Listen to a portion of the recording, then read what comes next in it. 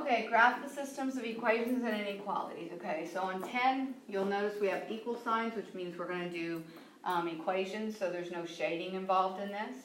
Right here, you've got your vertex, insiders lie, so it's 3, and then it's negative 4.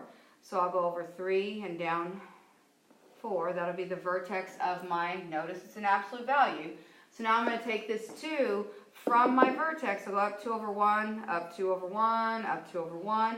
And then these, of course, are going to reflect across my axis of symmetry. Or you could just think about going up 2 over 1 in both directions. That's another way to think about it. Okay, so this is what my absolute value would look like. Nice thing about doing a multiple choice test is we're going to be able to put this in the calculator, and I'm going to show you all those tricks too. Since we're looking for solutions, we're going to have to be real careful how we graph this, okay?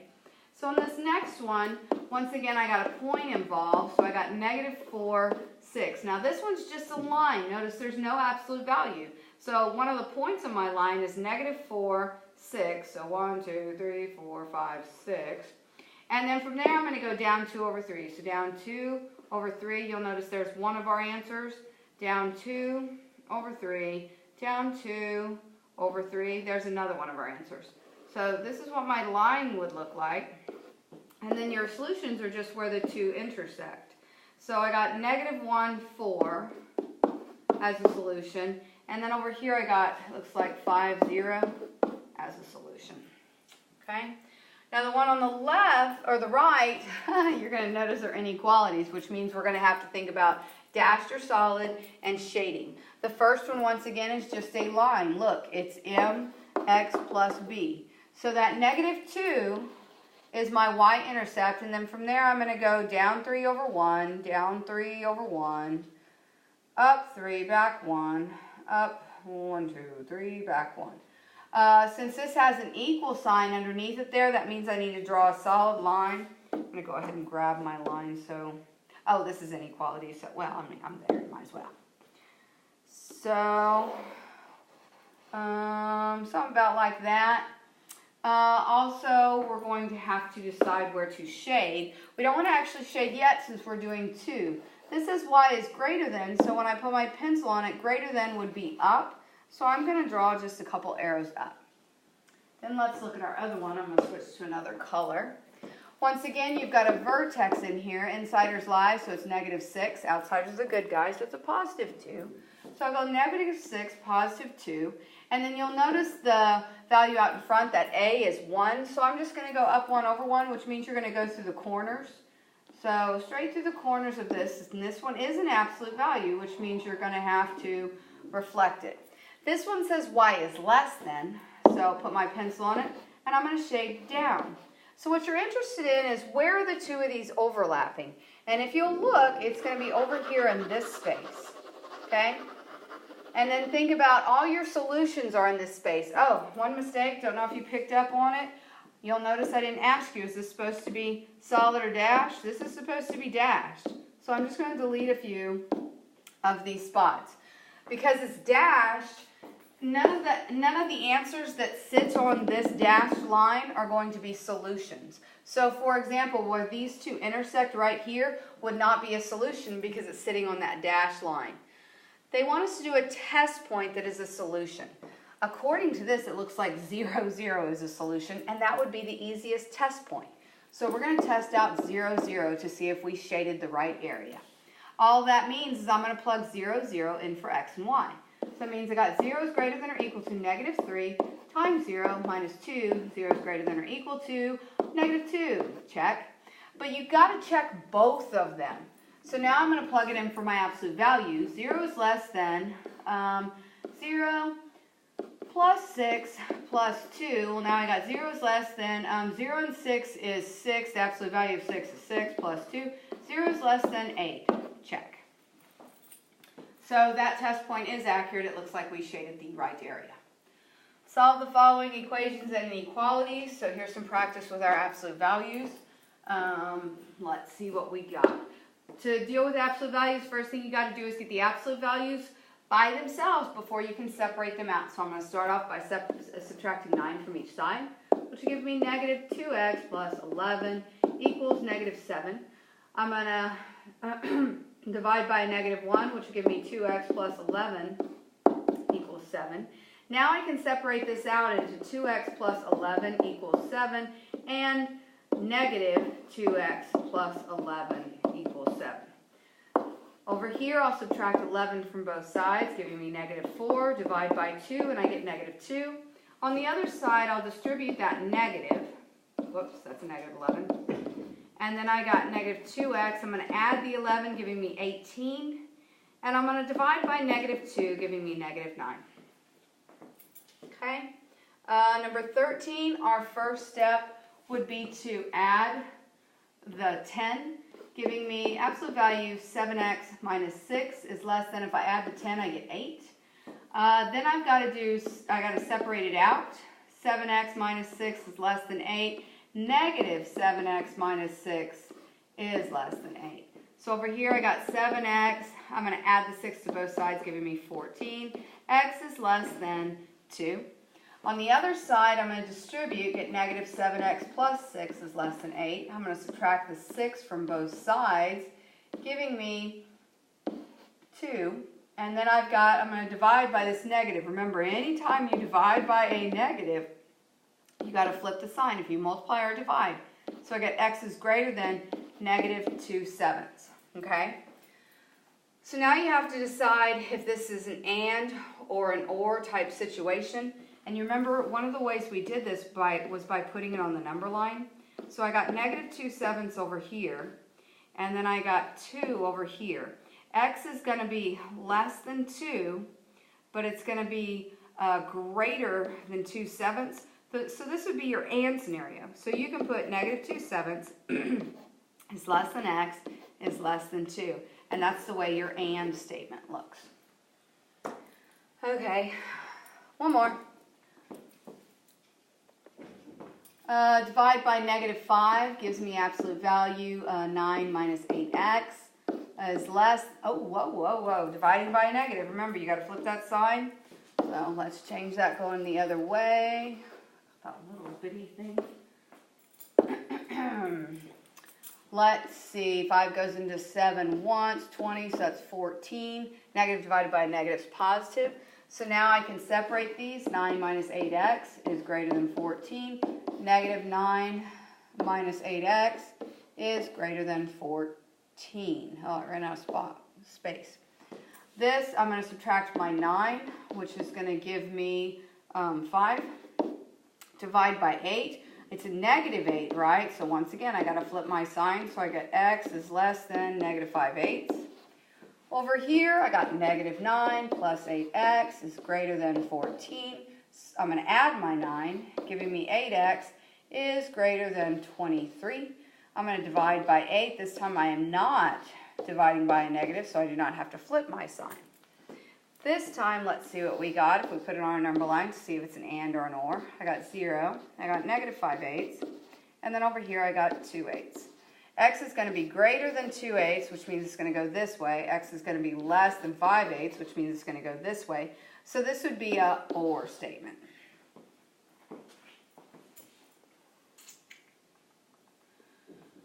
A musical group's new single has released weekly sales in thousands, increased steadily for a while, and then decreased as given by the function f of x. That means that f of x value is going to be in thousands, okay? Make sure we notice that. F of x equals all that stuff where x is time in weeks. Okay, so this is weeks, and this is going to be your sales in thousands. Okay, so let's see. This right here is your vertex, which would be 2040. So if I went over 2040, I got a vertex of, this is negative, so I need to swap this a little bit. I got 2040, okay? And then you'll notice it's going to go down at a rate of 2/2. So this is looking, something like that. And no, this isn't to scale by any means, but that's what it would look like. Let's see. What is the maximum number of singles sold in 1 week? Well, if you're talking about 1 week, you could just plug it in. So So I could say negative 2, 1 week minus 20 plus 40, okay? Well, 1 minus 20 is 19, negative 19, correct? So then I got negative 2. If I take negative 19, if I do the absolute value of negative 19, I get 19 plus 40, okay? And all they're wondering is they're talking about where it's going to cross, you know, or where you're going to find x equals 1, okay? Not where it's going to cross the. So then I've got 2 times 19.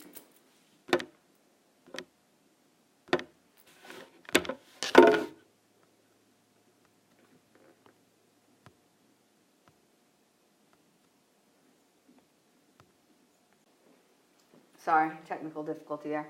So now I got 2 times 19. Well, negative 2 times 19 is going to be, you got negative 38. So negative 38 plus 40, well, that would equal 2.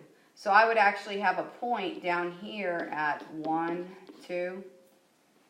So the question, what's the maximum number of singles sold? Remember, the maximum number of singles sold in 1 week is going. Weekly sales is in this, the maximum number of singles sold. I'm going to say the maximum number of sales, because if X is time in weeks and right now Y is weekly sales. So we're going to have to say it's the maximum amount of sales for the singles sold. And that's going to be, what did I come up with, 2,000? I think we got just a little bit of information missing there. So when did the group sell 32,000 singles? Okay, so we're in the same. This problem doesn't quite work together. Weekly sale. Oh, well, okay, let me rework this. Maybe it's not, I'm thinking money. Well, this is weekly sales as in number of singles. Okay, you probably already figured that out. All right, so it's 2,000 singles. So then it says, well, when did the group sell 32,000? Well, you're talking about now, when does that function equal 32? So once again, this is something that could be found on the calculator. What you're looking for are these 2 points right here. It's going to happen twice. So if I were doing it algebraically, though, I would subtract the 4, giving me 28 equals negative 2. X minus 20, and then I divide by my negative 2, giving me negative 14 equals x minus 20. Whoops, not a parentheses, absolute value. And now that I've got my absolute value by itself, I can separate them. So I got negative 14 equals x minus 20, and I also got negative 14 equals negative x minus 20. Remember, one will be positive, one will be negative. I add my 20, and I get 6. So keeping in mind this is the when, so it would be 6 weeks. Is that right? Yes, weeks. And then over here I got negative 14 equals negative x plus 20. I subtract the 20, I get negative 34, negative x. So I get x equals 34, so the answer for that one would be 34 weeks.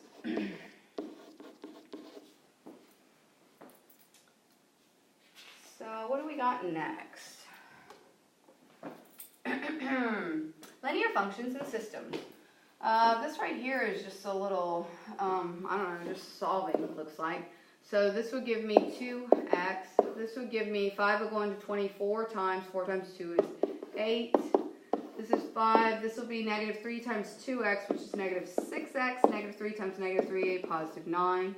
Let's get our x's to one side. I'm going to add 6x to both sides, giving me 8x plus 8 equals 5 plus 9. A little more simplifying, and I'm going to combine this 5 and 9. I'm going to subtract 8 from both sides, which will give me 8x equals 6. And then I got 8x equals 6 over 8, which will reduce to 3 over 4. So x equals 3 over 4. Of course, you could plug it back in and double check and make sure I did everything right. That's a good idea because, I don't know, let's see.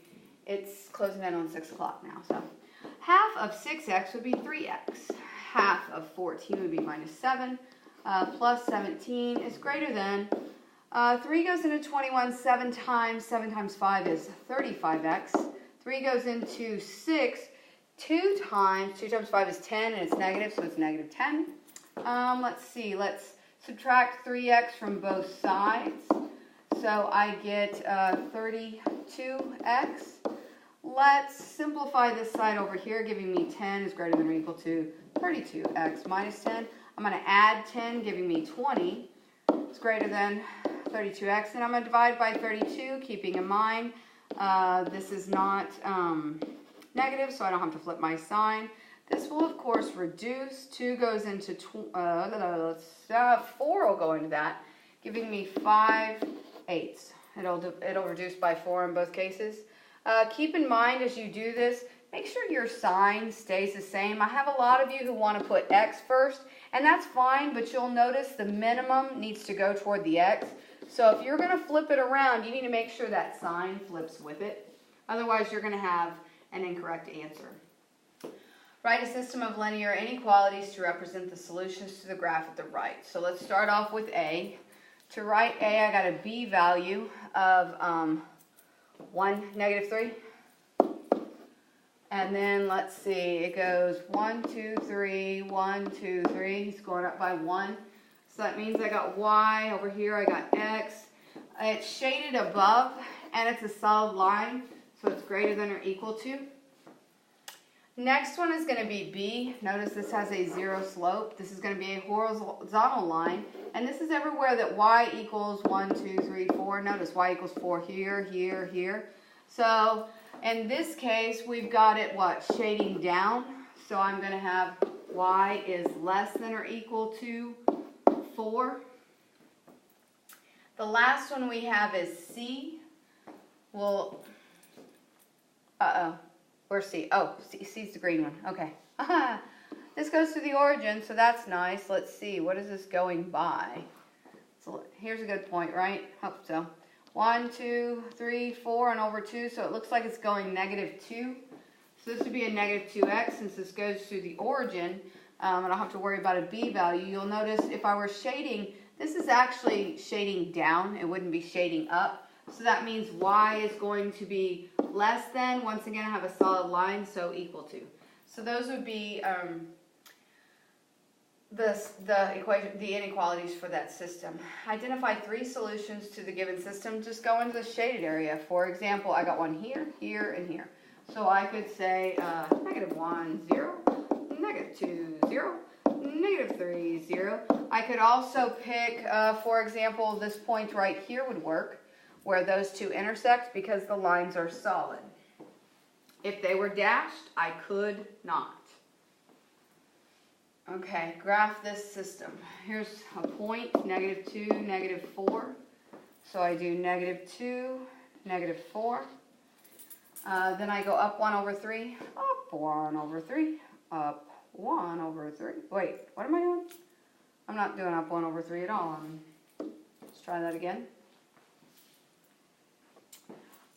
Okay, let's actually count up 1 this time. Up 1 over 3, up 1 over 3, 3.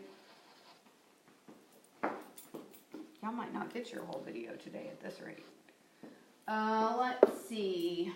Then, because there's no equal sign, I'm going to do dashed. It says Y is greater than, so I'm going to put my pencil on it. Greater than is going to be up. I've got another one I have to graph, so it's not going to do me any good to shade it this time. This one you may want to solve for Y. If I subtract 2x from both sides, that's what I'd get. Then I'm going to have to divide by this negative, remembering to flip my sign. It's going to make my 2x positive, and it'll make my 5 negative. So now I could graph this line at -5, and I'm going to go up 2 over 1, up 2 over 1. This will give me once again, a dashed line because it's not solid. I got Y is less than, which means I'll shade below. You're looking for where the 2 overlap, which is going to be in this space right here.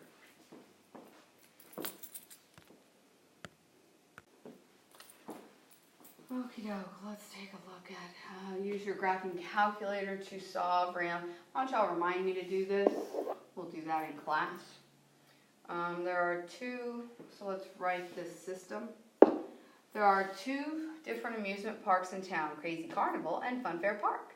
Crazy Carnival charges $5 to get in. So no matter what, whether you ride or not, you're paying $5. And then you get 30 cents per ride. So we're going to write that one. So we'll say the cost is going to be 30 cents per ride plus a $5 admission. Fun fare, and that's going to be Crazy Carnival. Fun fare, on the other hand, is going to be, the cost is going to be 80 cents per ride, but you only got to pay $3 to get into that one. So it kind of just depends, you know, how many rides you're going to ride. If you're just going to walk around the joint, you might want to go to Fun Park. Of course, Fun Park might not be any fun, who knows. Anyway, what's the solution? Since these are both equal to C, that means I can actually set them equal to each other, called substitution, right? If C equals 0.8R plus 3, then I can substitute that in for C. So now I'm just looking at, I can subtract 0.3 or 3/10 R from each side, which would give me 0.5 R plus 3. Subtract the 3, giving me 2, equals 0.5 R. So then the number of rides you went into, well, 50 cents will go into $2. That gives me what, 4 rides? So describe the solution in context of this situation. So now that I've done that, I need to take this 4 rides and plug it back into one of them so that I can determine how much, how much it costs. In other words, at 4 rides, it's going to cost the same at both of them. So I got cost equals 0.8 times 4 plus 3, and now we're going to find out what that cost is. 4 times 0.8 would give me, isn't this the same thing, just to help you out a little bit, this is going to be like 8/10, correct? Times 4 plus 3, correct? So I got what, 32 over 10 plus 3? Well, 32 over 10 would be 320 plus 3, so that gives me 620. So at both places, I can ride 4 rides for $6.20. Okay. From that, if I did more than 4 rides, then this Carnival place over here is going to be the better deal because that slope over there is a little high. Did we finish the page? Oh, we did. Yay. Let me go ahead and send this one out.